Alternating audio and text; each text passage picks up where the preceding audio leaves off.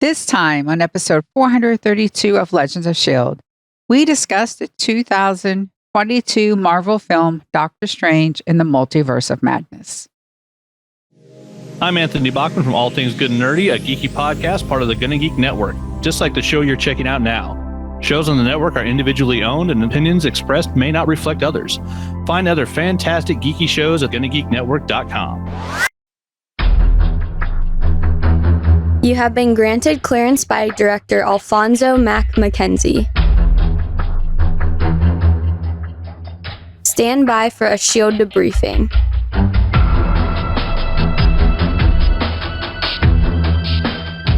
All information to be discussed here is classified and may only be discussed among agents granted clearance by the S.H.I.E.L.D. director. Now it's time for a scheduled debriefing. I'm Agent Michelle. I'm Agent Chris. And I'm producer of this show, Director SP. Welcome to Legends of S.H.I.E.L.D., a Marvel Comic Universe fan show discussing the Marvel Cinematic and Marvel comic book universes as told on screen by the wonderful company called Marvel Studios. This show is recorded on Saturday. Yes, a new date and time on June 25th, 2022, just at least for this one episode, live from the Legends of S.H.I.E.L.D. studios and broadcast multiverse-wide. Come and join our live chat as we record. If you didn't already catch it, we love talking about the Marvels. Because we can do this all day. If you would like to talk to us about doing it all day, you can visit our website, legendsofshield.com. If you'd like to leave us a voicemail about things that you can do all day, give us a call at 844-THE-BUS-1. That's 844-843-2871. You can share what you like to do all day on Facebook, Legends of S.H.I.E.L.D. Podcast. If you're going to be a little bit racier about it, you can probably head on over to Twitter and go to tag us at Legends of S.H.I.E.L.D. You can watch us at youtube.com/GonnaGeek. You can also head on over to our Discord server at GonnaGeek.com/Discord, where at least one of us is probably around there all day. And remember, Legends of S.H.I.E.L.D. is a proud member of the GonnaGeek.com network. So, Chris, legend has it that doing it all day wasn't the only because of that you chose this week. There were so many possibilities. There was, because of all the things that are on the table, there was, because of the introduction of America. Those were the top three. All right. Well, I'm glad you chose because I could do this all day. What a tremendous callback. That was fun. Yeah, we're talking about Doctor Strange in the Multiverse of Madness this week. Agent Lauren is inching closer to be able to be coming back to the podcast, but she's not with us today. It's just the three of us. We got a lot to talk about, so let's just get to it.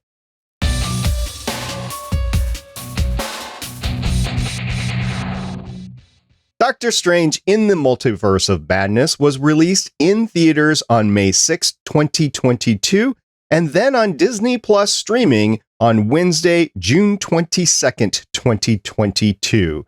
It was produced by Kevin Feige, who to date has 79 production credits, and future projects include the upcoming I Am Groot TV series, Thor: Love and Thunder, to be out in theaters, I think in about 10 days or so, She-Hulk TV series, which we're all looking forward to, Black Panther: Wakanda Forever 2022. I know we're looking forward to that as well. Actually, all of these.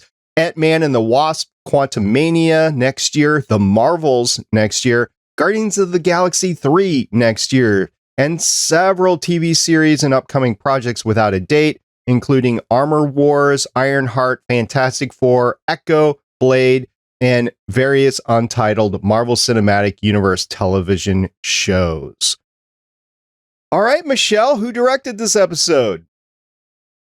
This film was directed by Sam Raimi, who has 39 directing credits starting in 1972. Most of us, especially myself, probably know him from the classic 1981 movie, The Evil Dead. He followed that up with Evil Dead 2 in 1987. We have Darkman, who starred that starred Liam Nielsen as this odd hero, not quite hero. It's an interesting film. Army of Darkness, 1992. And then he did these 3 little films called Spider-Man, Spider-Man 2, and Spider-Man 3. That's, of course, 2002, 2004, 2007. 2 episodes of the episode Rake. 1 episode of Ash versus the Evil Dead. And we have him directing this, Doctor Strange and the Multiverse of Madness. All right. So a lot of history there, and I know a lot of people really enjoy his directing. Chris, who wrote this movie? This one was written by Michael Waldron, who has 6 writing credits going back to 2014. An episode of Rick and Morty, a couple episodes of Loki, where he was also the creator, a couple episodes of Heels, where he was also the creator over there, and this Doctor Strange movie that we're talking about today. We're talking about Doctor Strange, and this cast was amazing. We want to talk about a few of the actors now and some later. It'll become obvious to you what we're doing a little bit later. But Michelle, why don't you talk about some of the noted actors you want to talk about that were in this film? Well, first we have Benedict Cumberbatch. If you were doubting him being Doctor Strange, this film really solidifies it. If you've seen him from everything from Sherlock to the Enigma Code, where he played Alan Turing, you realize he has such a big range. And of course, in this film, he got to really explore it. We've got Chiwetel Ejiofor, who really is. You've got Kinky Boots, where he's musical. And then you've got him here as Mordo, who is like charismatic, but then he stabs you in the back, but you don't really care because he really knows how to bring out those nuances of, I have reasons and those reasons are valid. So of course I'm going to drug you and stab you in the back. And then of course we have the one and only Benedict Wong. Being Wong, he's a delight in anything he is in. He steals every scene that he's in. And that's tough when you're in a scene with Benedict Cumberbatch and you're holding your own and you're outshining him some of the moments. That's skill. That is skill. Benedict Wong has some ancient customs for skills. Yes. And even in real life, I would bow before him. I'm sure many people try. Chris, who are some of the actors that you want to talk about? First off, I really want to highlight what Xochitl Gomez did with this as America Chavez. This is the first thing I've seen her in. My wife said she was in a Netflix adaptation of the Babysitter's Club books, and she was also good in that. I'm just going to have to trust Kaylee on that one because I didn't watch it. But seeing her in this movie here, I am so excited for this character moving forward because you cannot introduce somebody the way they introduced her here and not make her show up in as many things as possible. And this being a Sam Raimi movie, of course you have Bruce Campbell because those two childhood friends and everything, you can't get away from them. And Bruce's depiction here of Pizza Poppa punching himself in the face for 3 weeks. How can you not love Bruce getting able to do physical comedy like that? I like both of these actors. First of all, in the comics, at least, America was part of the Ultimate 2 team, and that was my first exposure to her, and I've enjoyed learning more about her ever since. There was a short comic book run a few years ago that I purchased and I read, and I look forward to seeing her in the future. As far as Bruce Campbell, I know it's sacrilege because he's been in so much, but I most know him from the Burn Notice show, and he was fun in that, and he brought all that funness into this. I know he's been in a lot. I'm looking at his IMDb credits right now. As an actor, he has 165 acting credits, including Archer and just a ton of voice acting and screen acting. But I just want to give a call out for Burn Notice. If you haven't watched that show, it's just a fun, campy show to watch in the background as you're doing other things. I don't even know where it's streaming right now, but it is well worth your time just to have on in the background.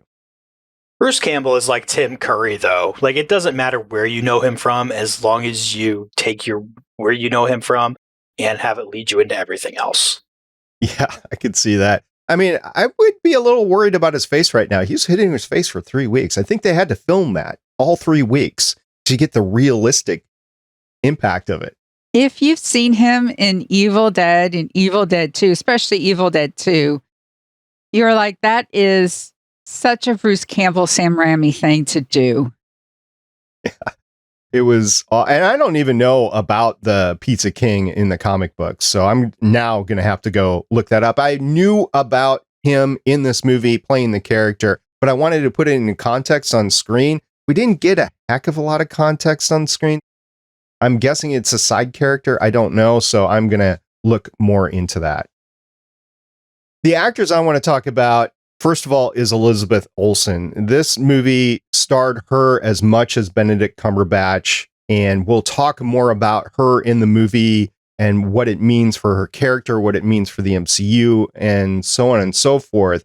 But she had to play multiple characters in this from multiple standpoints, and I think she did a great job. And we'll leave it for there for now, but I wanted to note her in this film. I also wanted to note Rachel McAdams because I do enjoy her in all the films she's in. Kind of typecast, but as Dr. Christine Palmer, we might see her again, we might not, I don't know. But if we don't, I did enjoy her in this movie. I enjoyed her character, and I do hope we see her again, but we'll see.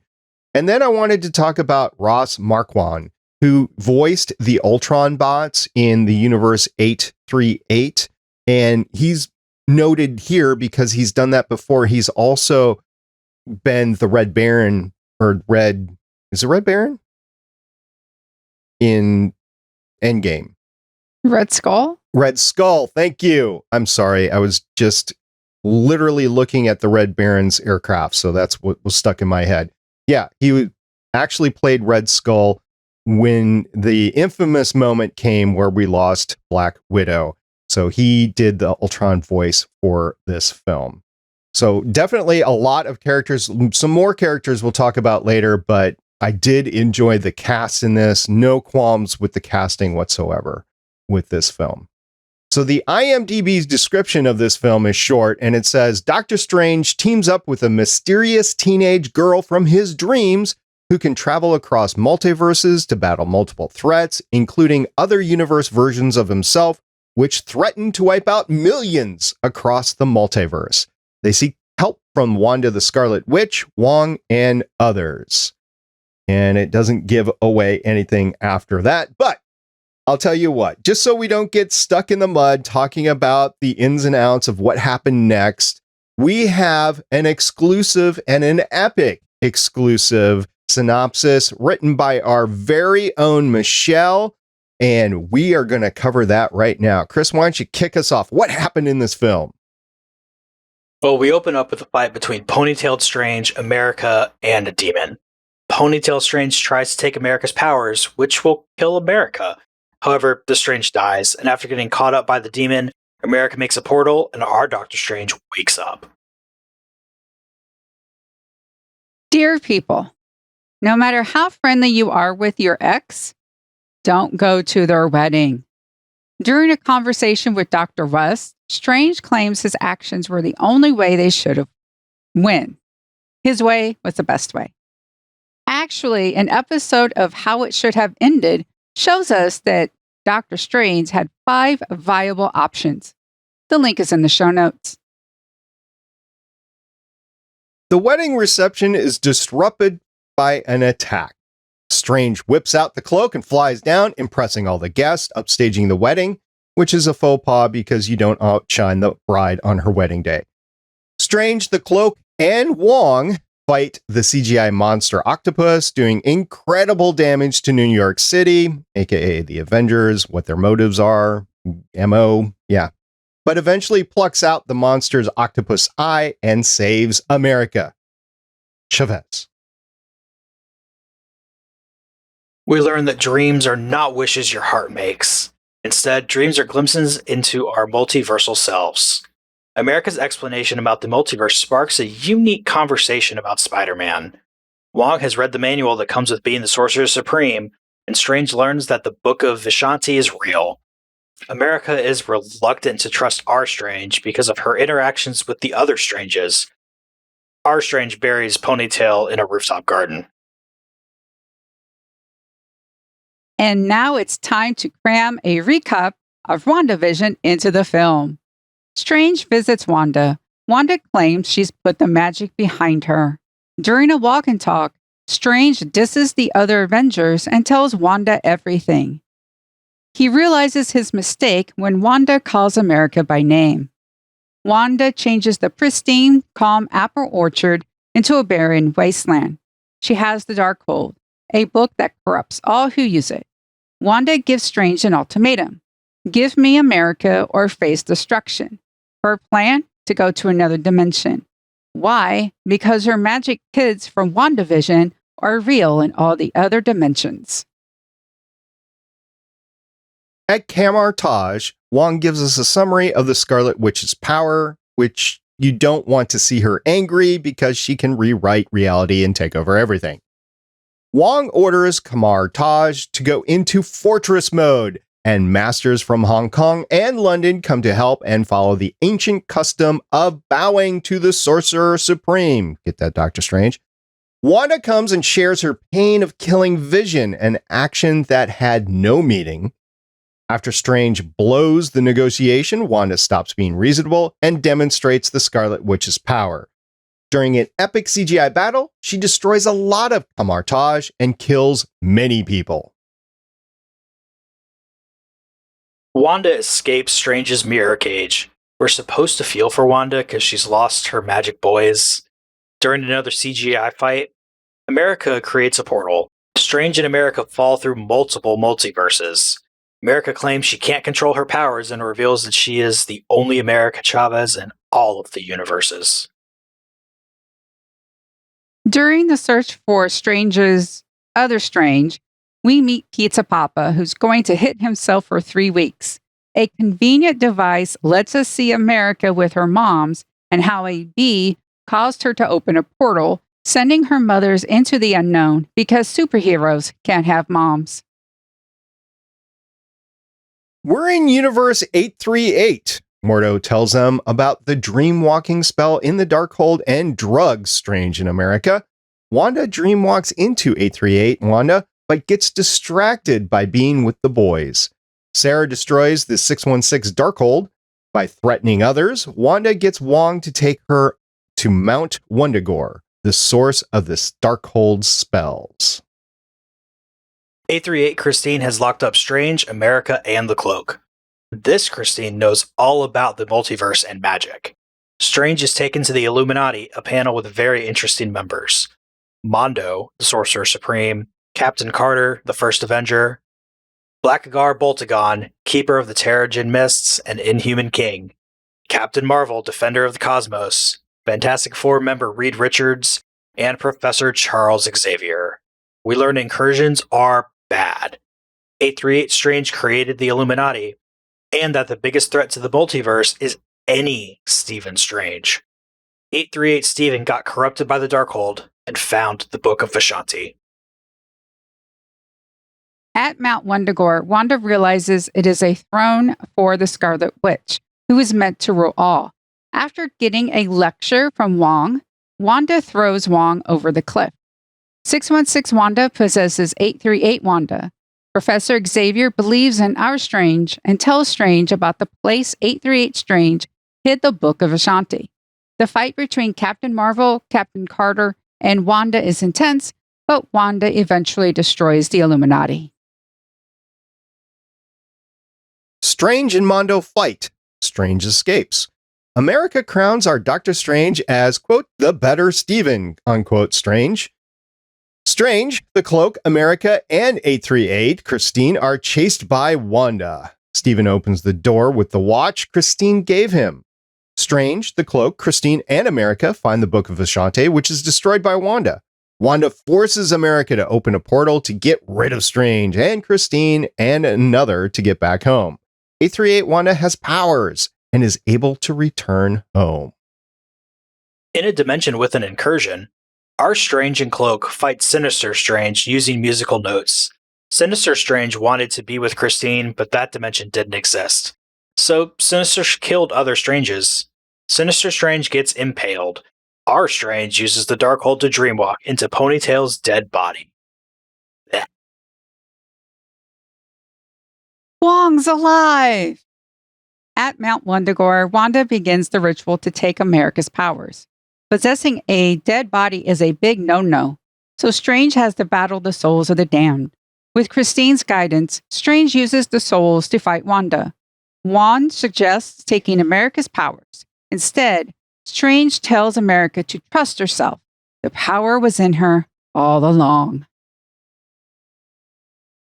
America realizes she can't beat Wanda. Instead, she gives Wanda what she wants, time with her boys. In 838, her boys are now terrified of the Scarlet Witch. 838 Wanda confronts our Wanda.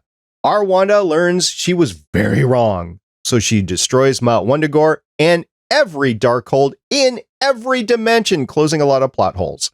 We're led to believe that our Wanda is dead, but this is a comic book world, so no body, no proof. Steven makes his love speech. Everyone makes it back to their dimension. Camartage is getting rebuilt, and America has started her training. Strange and Wong talk about happiness, and Strange finally bows to Wong. Steven fixes his watch and opens his third eye. After a few credits, Strange meets Clea, who tells him that he created an incursion, and that they are going to have to go fix it. Wow. Whew. A lot happened. And of course, nothing happened, but a lot happened. Michelle, that was great. Thank you very much for putting that together. I'm glad you liked it. I did indeed, because, wow, I was thinking about that as I was watching it. Like, how can anybody summarize this without going into detail? So, yeah, this definitely was the details we need. All right, so we're now going to transition into our first thoughts. Michelle, I'm going to let you have the floor first. A lot happens, but at the same time, nothing happens. And we have to face the fact that Strange and Wanda are not heroes, even at the end of the film.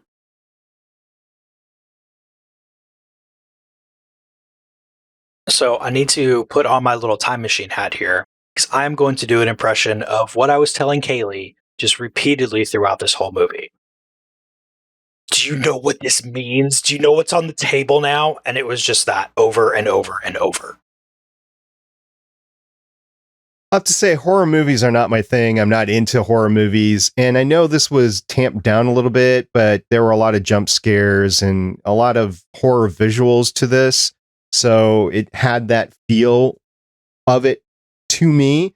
But I loved all the crossovers, the cameos. I loved America Chavez. And I loved the literal worlds building, because now we have access to the multiverse. And I don't know what that's going to mean eventually. But this literally and figuratively opened a lot of doors. But will I watch it again? I don't know. Maybe. I'll never say no and never, but this was not my favorite MCU film because of the horror aspect to it. I know a lot of people liked it because obviously the box office justifies it, but just not my favorite one. Anyway, let's get into talking about this. Michelle, where do you want to start? You got somewhere where you're thinking, I just need to get this off my chest to begin with? We didn't talk about them in our credit segment because we had this epic meeting of all these heroes. It's not like they just pluck some random people to play these individuals. The Illuminati is made up of Captain Carter, played by Haley Atwell, Black Bolt, played by Aston Mount, Captain Marvel by Lashana Lynch, Reed Richard by John Krasinski. I was surprised that they got John Krasinski in this, but he made a great Reed Richards. And then, of course, we had Patrick Stewart as Professor Charles Xavier. We have known people playing known characters, and then they're gone in less than 10 minutes. I was looking forward to a bit more with the Illuminati because it was made to be such a big deal. I thought maybe Doctor Strange needed to team up with him, at least for a little while, at least a little bit more than, like, what did we get? 8 minutes with them, with this stellar cast with these awesome heroes. I did like the fight between the two captains and Wanda, but that's really all we got. I don't know if we're going to get more John Krasinski or not. He was like the sole original casting along this lines because there was no Fantastic Four Richard Reed in the Disney universe, right? And the rest were Fox and brought over, or in Disney previously. I hope we do get John Krasinski. He does make a good Reed Richards, but if not, at least we got the fan nod to the fact that everybody wanted to see him as Reed Richards, so we got him as Reed Richards, so that's great.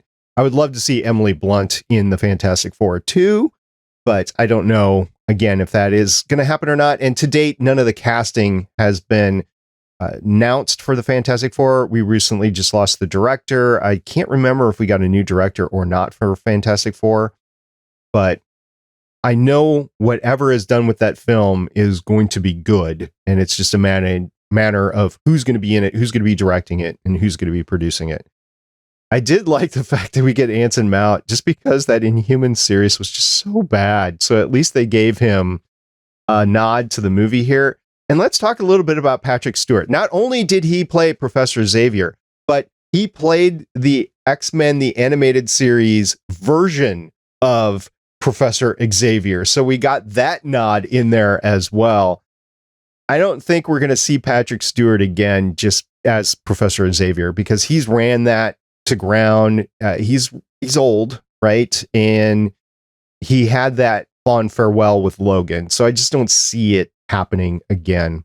But I did enjoy all of these, including Haley Atwell. The one thing I'll have to say about Haley Atwell in the fight is I don't really just see her on the level of Wanda and Captain Marvel. I just, even Reed Richards was, pardon the pun, a stretch to have going against these very powerful characters. They just couldn't compete. I know they held their own for a few seconds, and that's probably more than the three of us could do combined, but it was almost like, I don't even know why you're there in that fight. It was good to get the fight, but I think the biggest part of the fight was Captain Marvel with Wanda, I think, or Scarlet Witch. I think that was the most believable fight between the two, because they're both Infinity Stone powered superheroes. I don't think they go try to bring John Krasinski into this, though, without at least planning to try to keep him around. Because that's just too big of a name and too big of a fan ask for them to do it for under 10 minutes. Everybody else, okay. I mean, you already have everybody having played those roles.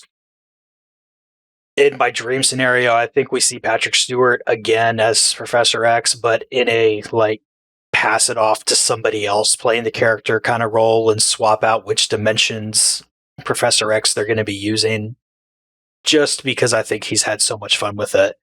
But one thing that I didn't even realize till this morning, they played the X-Men animated series theme song when he was coming out, which instantly, when I realized it this morning, I had another little freak out moment with Kaylee, and they got the rights to be able to use it in this movie, which means there is a pretty good possibility that they could have the rights to do something with it for the X-Men 97 cartoon coming out.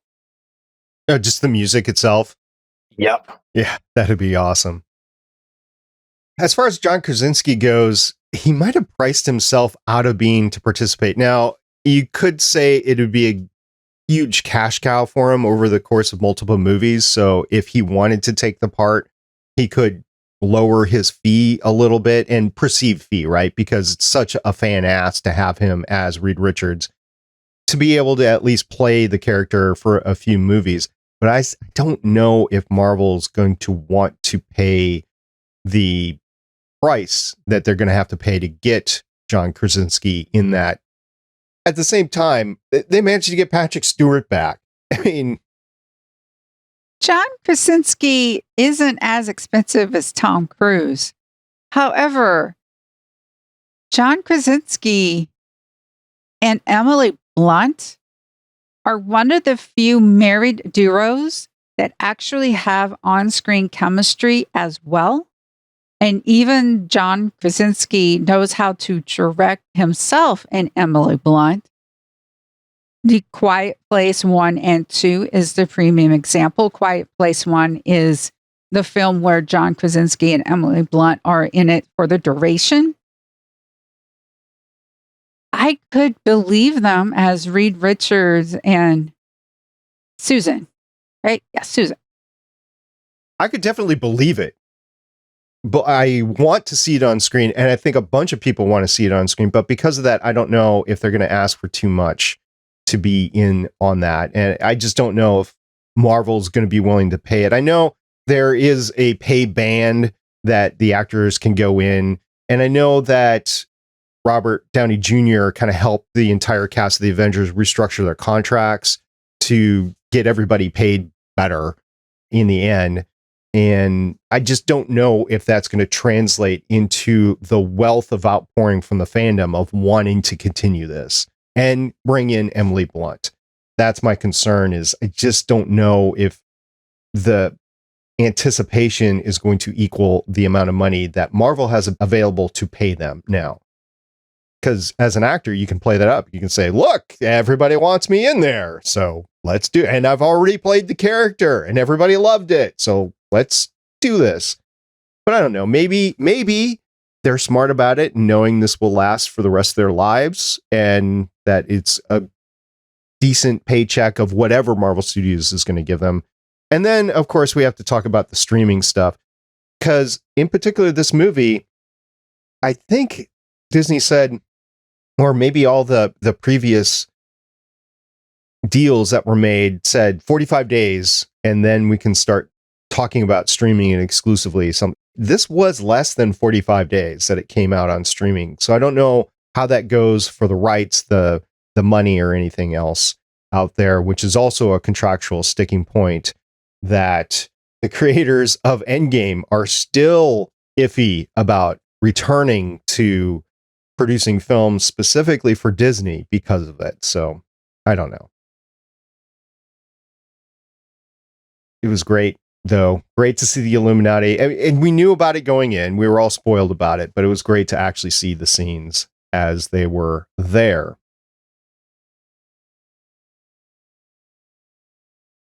Let's talk a little bit about Wanda, because we all watched WandaVision. We actually podcast about WandaVision.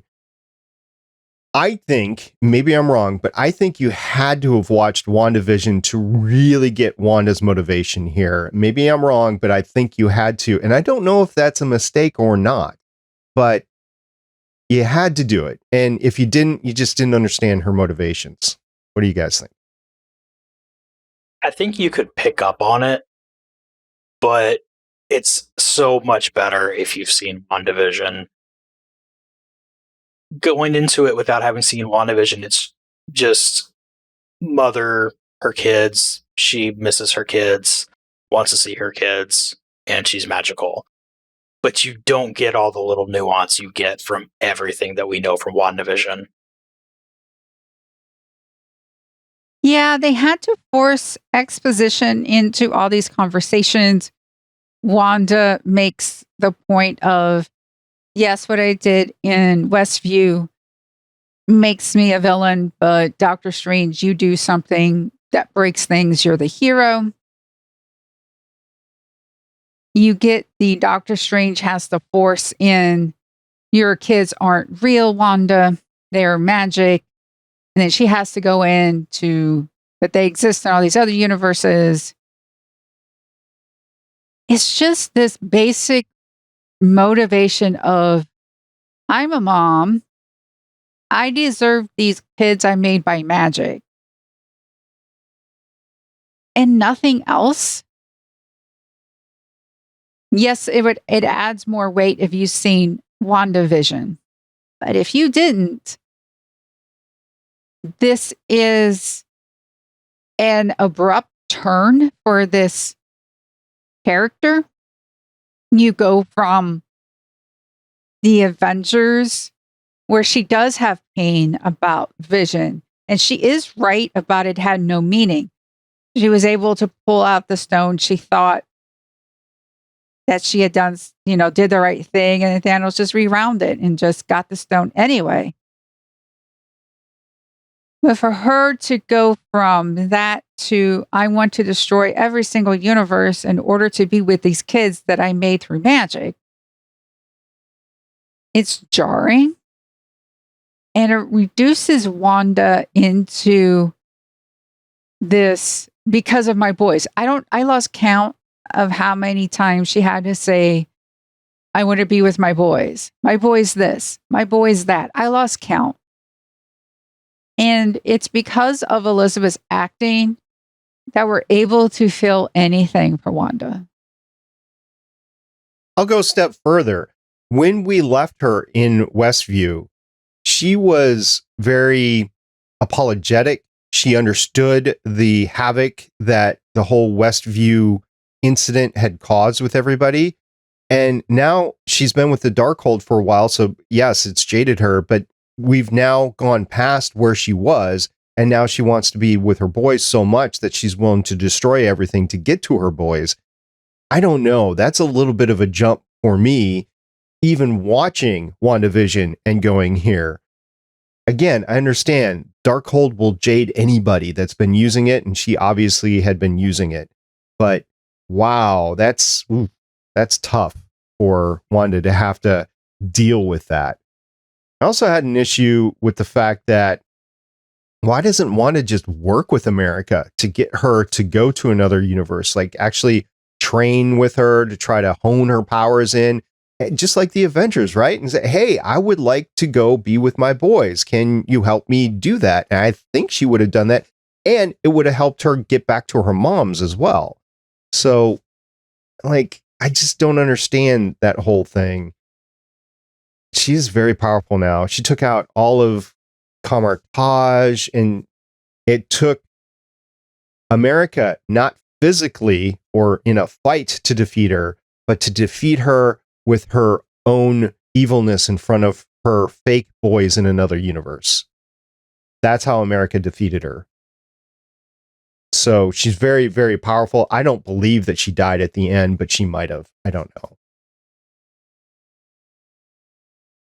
Well, that's why we've introduced the idea that everybody exists in every other universe anyway, so death in Marvel movies means less than nothing now. They can just go pull another version from another universe.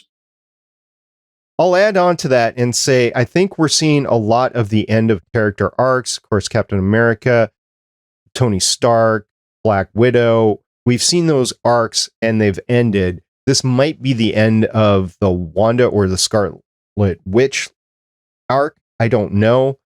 But I think I have to become at peace with the fact that we're only going to get these characters for so many years before the actors themselves have to move on, and we're just going to lose the character stories as the MCU goes on, just because there's so many characters in the MCU to look at. I mean, that's just ultimately the issue that I come up with is I, as a viewer, as a fan, I'm going to just have to become at peace with it's done. We're not going to get these people again. Just my 2 cents. I am curious, Chris, you watched WandaVision, correct? Oh, yeah. I know you weren't here with us podcasting about it. So how did you feel about seeing Wanda go from that into the movie? Was it jarring for you or what else? Not really. You had all of that at the end where, she's obviously using the Darkhold and that's going and corrupting her. And I also kind of have what I know about her from the comics, where I know that there are times where she just ends up going super dark. So this made perfect sense to me. She wants to see her kids. She lost her kids. She found a way to get her kids back. And, completely skipping over the fact that she was going to have to destroy alternate version of hers relationship with the kids, or just outright kill alternate version of her so she could take that one's place. I totally buy all of this and the way she reacted to everything.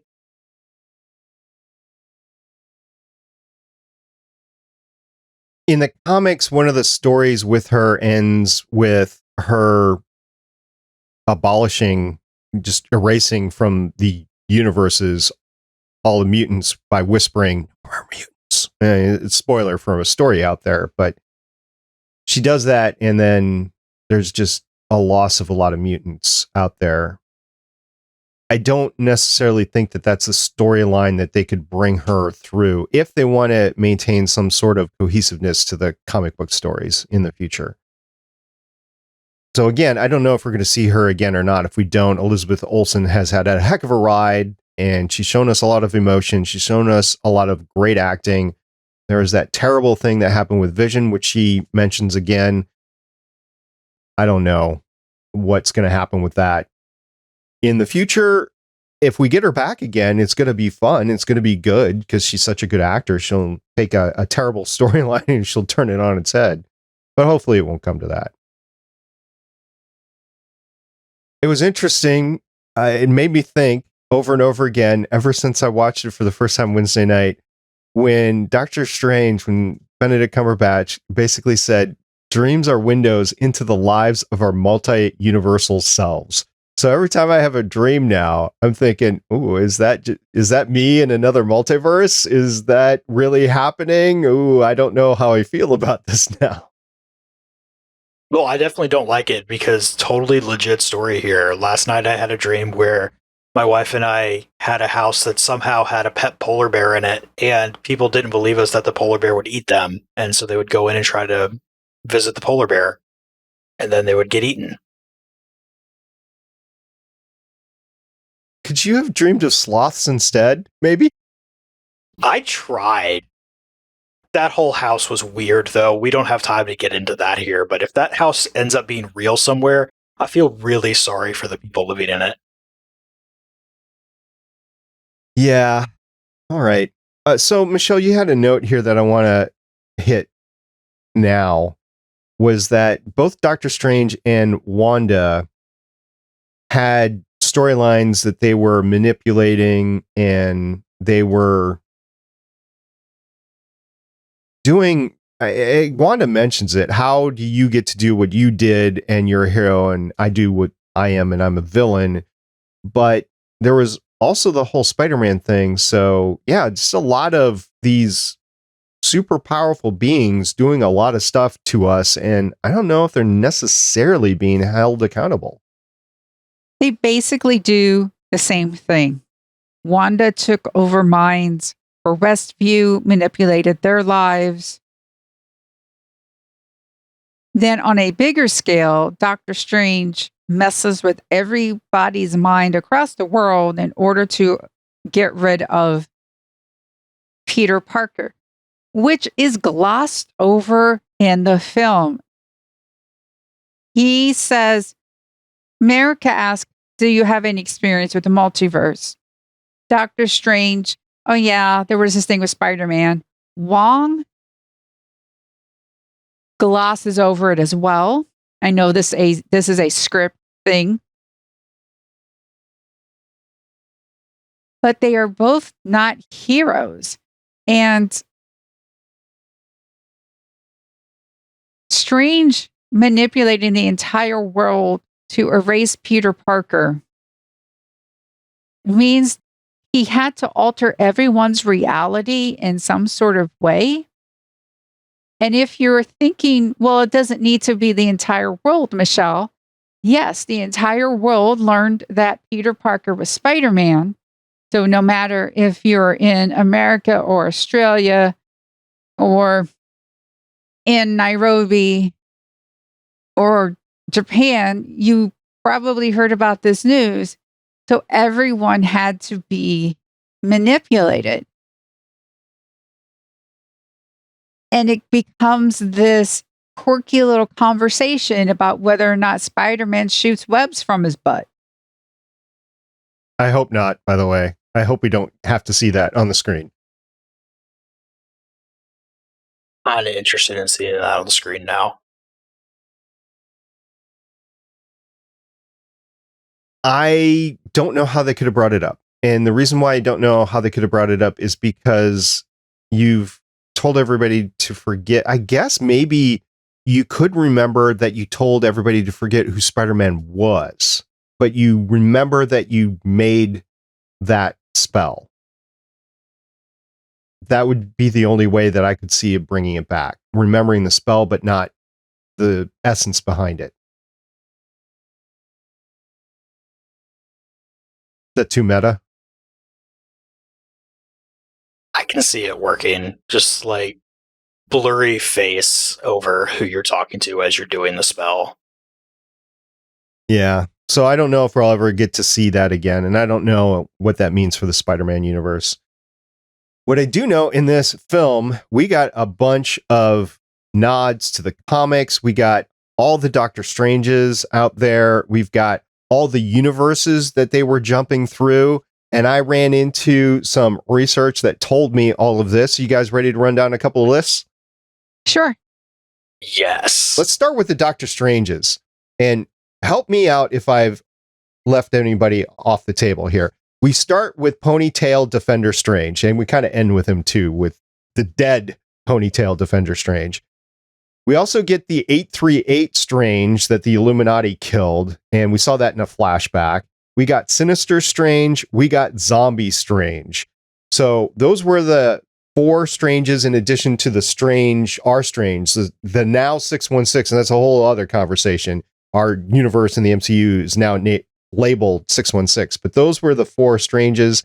And Strange Bearing Strange was a site that I don't know what kind of ordinance that would actually be okay with, but in the end, we don't have to worry about that corpse being found because then Defender Strange left. So we don't have to worry about him being found. Anyway, those were the Stranges I remembered seeing. Did you guys remember seeing anybody else? Do you have a favorite? I think my favorite was Zombie Strange. Just seeing the Zombie Strange from the What If show pop up here in live action stuff. That was just so cool how they pulled that off.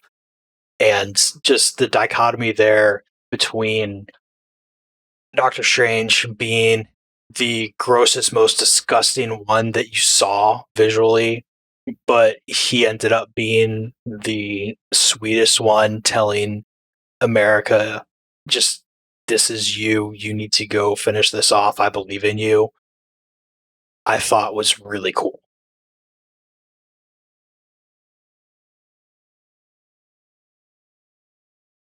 I like the cape, well, the cloak. But the cloak, whenever the cloak is with a Doctor Strange, so I guess by proxy, our Doctor Strange, because the cloak, I'm sorry, but to me, the cloak is an entity among itself, which is why in the synopsis, I said Doctor Strange, Wong, and the cloak fight the monster, because the cloak ends up going by itself to save America and doing other things, smacking Doctor Strange back. So my favorite is the cloak, which means it's our Doctor Strange. I can't argue with that. I mean, the cloak was awesome. I wanted to bring up the cloak too. Cloak's doing its own thing, saving America, as you mentioned, and just being got damaged, but Christine actually fixed it. So we have a fixed cloak out there. I think it's great. I'm glad we still have the cloak. I'll add I don't know what to call it at the very end, because I think we're a little bit off script when we get Strange with the third eye at the very end, when he kneels down in the street and grows the third eye, which would be weird if I was anywhere around there, by the way. I mean, if you see a superhero walking down the street, it's not like AvengerCon. You just don't want to be near them. So I would cross the street to go to the other side, because you never know what's going to happen when you're within proxy of them, right? But in this particular case, he grows the third eye. I don't know. don't know what this means. I don't know what Strange we have now. I mean, it's our Strange, but I don't know, is good? Is he bad? Is he still part of the Avengers? Is he off on his own? I just don't know now with that end credit scene. Yeah, because you had Doctor Strange in the comics starting off with that third eye motif going, but that was just a lot of like visual cues for he's seeing mystical things. So this could be a third eye that's kind of like that. You also had Tilda Swinton telling him in the first movie, hey, open your eyes so you can see all this mystical stuff that's going on. So you have even movie background for it. But then you also had Sinister Strange with his third eye after using the Darkhold. So which one are we getting?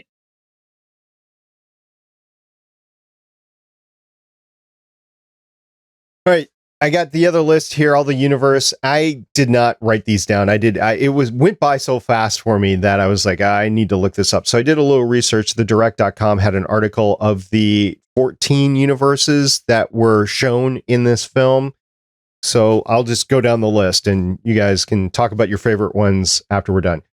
The Living Tribunal Statue World, the Onslaught Canyon World, the Honeycomb World, the Mirror World, the Cube World, the Paint World, you don't want to get stuck there because it's really hard to eat, the Comic Book World, the Post-Apocalyptic World, the Underwater World, not to be confused with the Kevin Costner film, the Alt New York World, the Pipe World, the Savage Land World, which I think we're going to eventually get in the MCU. We'll talk about that. I know the Wanderers is part of the future for the MCU, and the Hydra World, like Hydra, like S.H.I.E.L.D, Hail Hydra World, and of course the Universe 838 that we spent the most time in.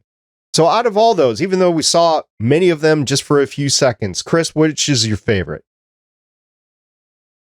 I'm assuming here that what you're calling Comic Book World is the one where they were animated, right? Yes. I think Marvel actually officially came out with the names of these and the direct was just reposting that. So they called it Comic Book World, but yes, that was the animated world. As long as we're talking about the same thing, I'm fine, because I think that was my favorite. That brings What If on the table, anything that happened there, on top of the fact that you have the same zombie Strange, that brings anything else animated potentially as canonically connected to the MCU, which means X-Men 92 and X-Men 97. That's how we can get our mutants. I want to know how you live as Paint. I don't know. I mean, America said it's very difficult to eat, so I don't know how you can exist. But yeah, that was kind of strange. The one that I queued in on, it kind of looked like Portal World, was Pipe World. And the description was like it was Tony Stark tech going on everywhere. But that was the one that I was like, oh, I wonder what this is, because it looked like the most futuristic to me and stuff like that. The one that looked most horror to me was the Cube World, where their faces were all cubed and stuff like that. I know that's probably like a Minecraft thing or something like that, but I was like, ew, that would, I don't know how that would work. Yeah, they're just living in an 8-bit. I'm used to it. Yes, you are. PlayComicsPodcast.com. So we've been talking about this, and please forgive me for calling it this, but stupid Darkhold book for years on this podcast. And the fact that we had multiple copies of the stupid Darkhold out there and what it meant and were we okay with it and everything. We have multiple conversations on it. This film basically took it off the table because Strange literally said Wanda destroyed every version of the Darkhold out there. So now we don't have to worry about, is this the Darkhold that is in this property of Marvel? I think it was a good way to close all those loops off. I'm treating it like a dead body. We didn't see them all destroyed. You could have it pop up later. Okay. Or he could just be wrong. Well, we saw the one that Doctor Strange was using that was destroyed. And it does. If you've watched The Runaways and if you watch S.H.I.E.L.D, destroying them on those two properties, it closes that hole. Because we were always speculating, is that the same Darkhold? Does the Darkhold manifest differently depending on who's wielding it? We had a lot of ideas as to what it was, and now by destroying this mountain, we don't have to worry about it anymore. I like that. I like just letting it go. Like, okay, we're done with it and we can go along with the future. But Chris is right. We didn't physically see all of the Darkhold stuff. They didn't like pop up a graphic with the 14 universes they showed and then the Darkhold just being destroyed in all of them. So yeah, I get you, Chris, but I'm in my head canon, they're all gone because it just makes everything fit together a little bit better in my mind. Even that being said, from me, I don't think we're going to see the Darkhold again for a while, if we ever see it again. Yeah, even the Vishanti, at least the one Vishanti. Well, is there only one? Anyway, it was destroyed, so kind of hard to have a Darkhold without a Vishanti. You have to have something to balance it out with, otherwise it just becomes too powerful, and that's the end of the story in the end. All right, Michelle, did we leave anything on the table for you? Is there something you want to explore a little bit more here?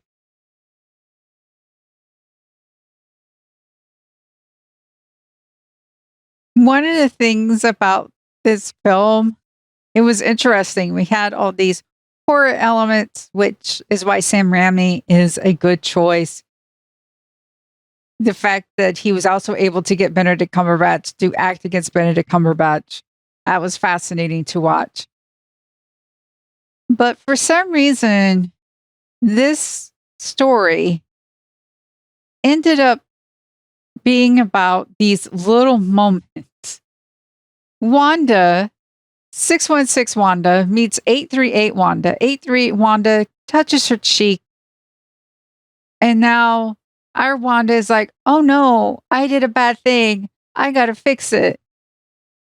Doctor Strange tells America, trust in yourself. And America's all of a sudden, yeah, I could do this. There's no natural progression. It's just Wanda doing bad thing, doing bad thing, doing bad thing.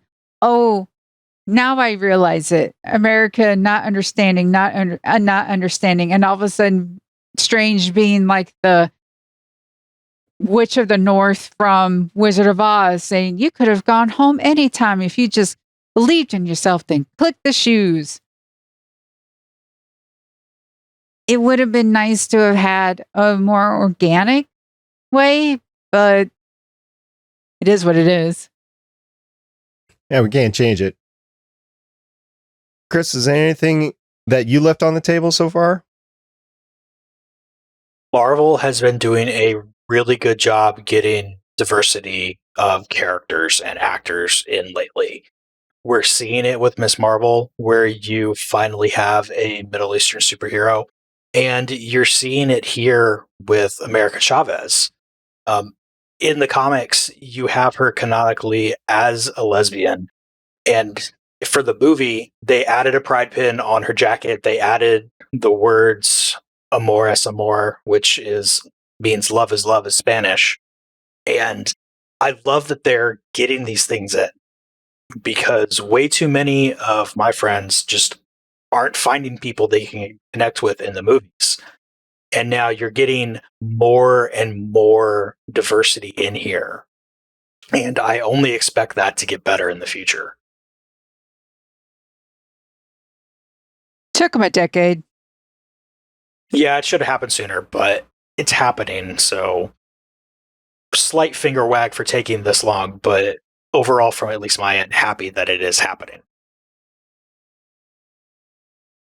I enjoyed the fact that Stephen Strange is continuing the MCU trope of Nick Fury and Tony Stark's poor negotiating skills.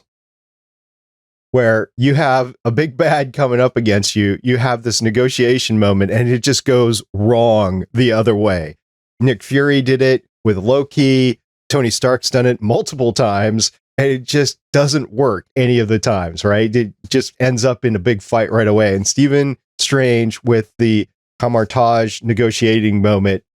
Wong basically said, yeah, don't screw it up. You got the whole universes are counting on you. He goes up there, he screws it up, he comes back down. He's like, okay, guess we got to go into fortress mode now.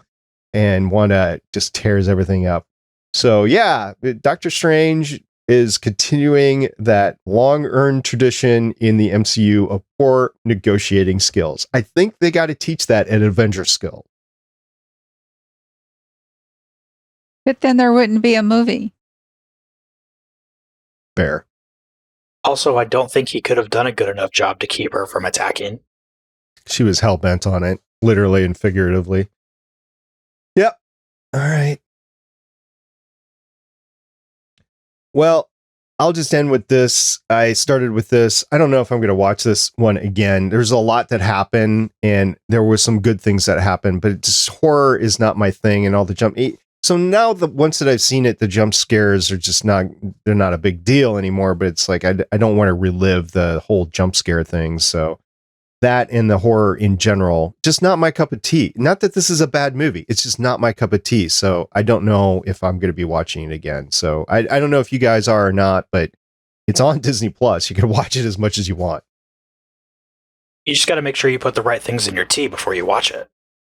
I mean, personally, I like to go with just some sugar and black tea, and I just leave the bag in there so it continuously steeps all day long because I'm one of those monsters.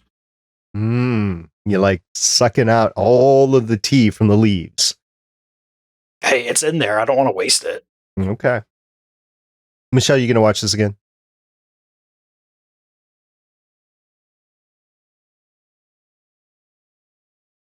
I doubt it. I might watch a part of it, I have to admit, with like Endgame, in order for me to get past the time travel, which I can't stand in the movie. I just kind of like to watch the last 40 minutes, the fight and then I tear up even now on your left.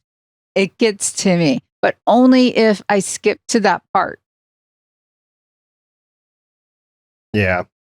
And we did have the I could do it all day comment that Chris pointed out at the beginning of the podcast. I like the nods. I do. I like the world building. I'm glad they did all that, because otherwise I would have been like, why did I watch this? So yes, I did enjoy those parts of it. It was just a horror film. I'm just not going to do it again. All right. Is that it for everyone? Last call? It's Chris. Are you going to watch it again? I'll probably end up watching this again, but how often really depends on what movies come after. Because if it's a bunch of teasing for things that don't happen, then I might watch it again just because that's the only place I'll get it. And we've been fooled before, so to speak, with Thor 2 being so instrumental in the MCU that it's almost a prerequisite to go back and watch that so you can get the nods that happen afterwards. And I know it's the time travel thing that you're not cool with, Michelle, but to understand what's going on in Thor 2, The Dark World gives you the credence of what happens after it. So maybe this is one of those. I don't know. I mean, a lot of people enjoyed it. It made a lot of money. So, and we've been talking about it all along. We just don't have a story about it today. All right, that wraps up our discussion on Doctor Strange and the Multiverse of Madness. Next time we'll get together, well, these two will get together, and they will talk about Ms. Marvel Season 1, Episode 4. I'm looking forward to watching it. I just won't be around to podcast about it, so that will come out when I get back into town, and we will be back together for Episode 5 and 6 on Ms. Marvel. So, Michelle, what do you think we should do now? Well, I think we should grab America's hand and pop through some multiverses.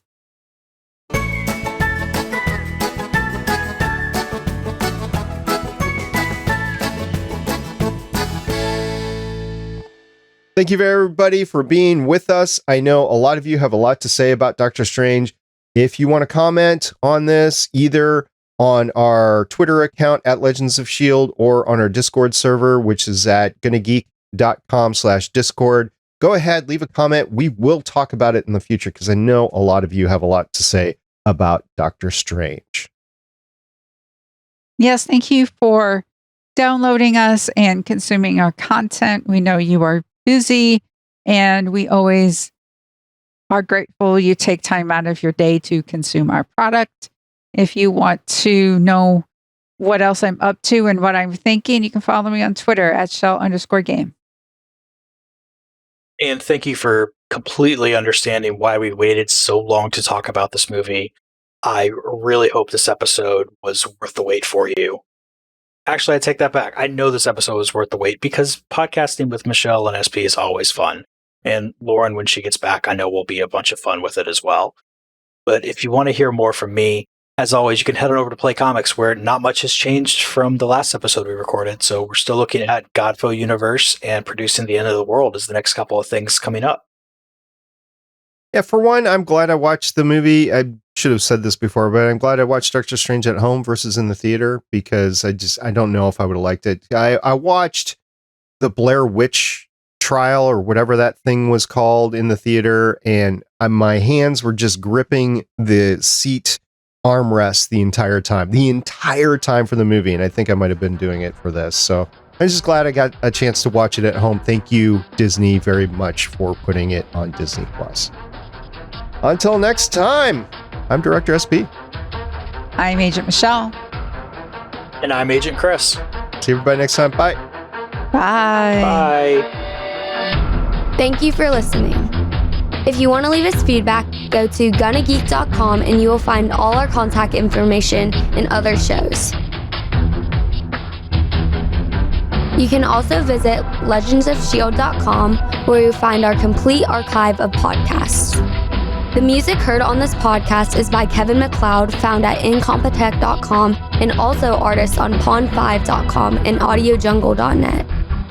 The opinions heard on this podcast are those of the individual hosts and do not represent Stargate Pioneer Productions, Legends of S.H.I.E.L.D, or Gonna Geek. Agents of S.H.I.E.L.D. is the property of the Disney Corporation, Marvel Studios, and ABC. No infringement is intended.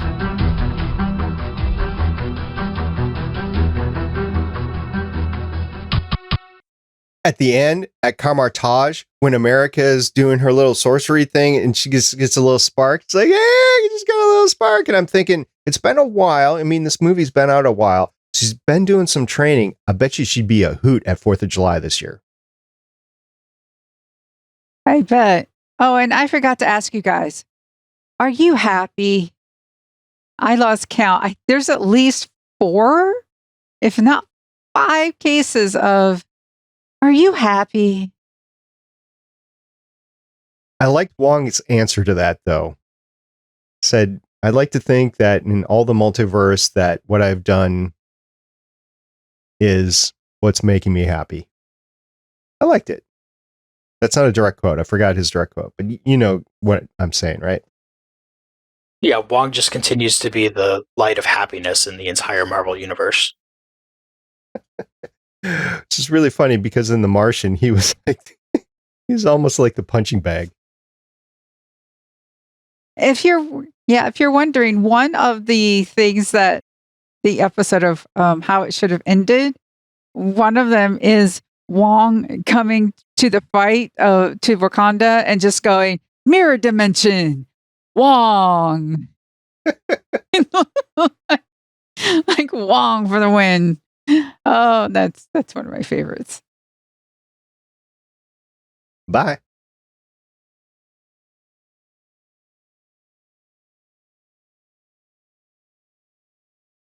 Oh, okay. Well, that was. Oh, wait, he's I guess coming you're in back. charge now. So what happened here, I'm just going to tell everybody, what happened here is my mouse bumped up against my audio rack and it closed the window instead of ending the broadcast.